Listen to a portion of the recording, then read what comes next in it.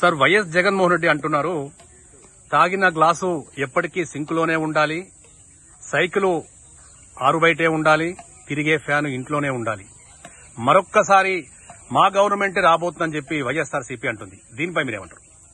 Sir అనటానికి ఏమున్నా చెప్పండి, సామెతలు చెప్పడానికి మనం ఏ రకంగానే చెప్పొచ్చు, మనం ఫ్యాన్ ఏ రకంగానే చెప్పొచ్చు, గ్లాస్.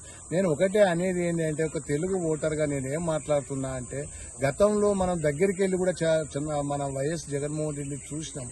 ఆంధ్రాలో మీకు ఇంతవరకు కూడా ఒక క్యాపిటల్ సిటీ లేదు. అక్కడ క్యాపిటల్ సిటీ లేకపోతే, ఒక రాజధాని నగరం అంటూ లేకపోతే ఏమి అభివృద్ధి చెందుతుంది సార్? అక్కడ పోలవరం ఎక్కడున్నది అక్కడనే ఉన్నది. నెక్స్ట్ రోడ్లు కూడా మీకు ఎక్కడున్నాయి అక్కడే ఉన్నాయి. ఏ కార్యక్రమం ఎక్కడ జరిగింది చెప్పండి?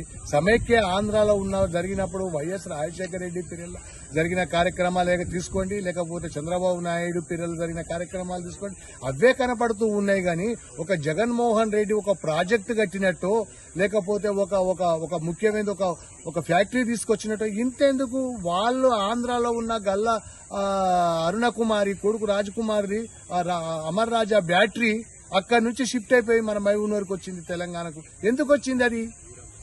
ఒక్కసారి ఆలోచన చేయండి. నేను జగన్మోహన్ రెడ్డి గారి నాయకత్వాన్ని నేను విమర్శ చేయట్లేదు, కానీ వాళ్ళు ఒక స్పష్టమైన ఎజెండా తోటి జగన్మోహన్ రెడ్డి గారు పోవట్లేదు. ప్రజలలో కూడా వచ్చిన ఏర్పాటు ఏంది అంటే, వచ్చిన డబ్బుని ప్రజలకు పంచుతూ ఉన్నాడు.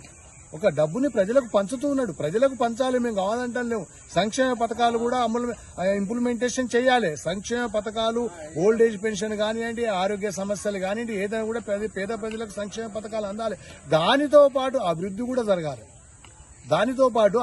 జరగాలి. అభివృద్ధి అనేది జరగాలంటే ఒక స్పష్టమైన ఎజెండా తోటి జగన్మోహన్ రెడ్డి గారు పోవట్లేదు అనేది మా అభిప్రాయం సార్. అంతే, వేరే ఏం లేదు.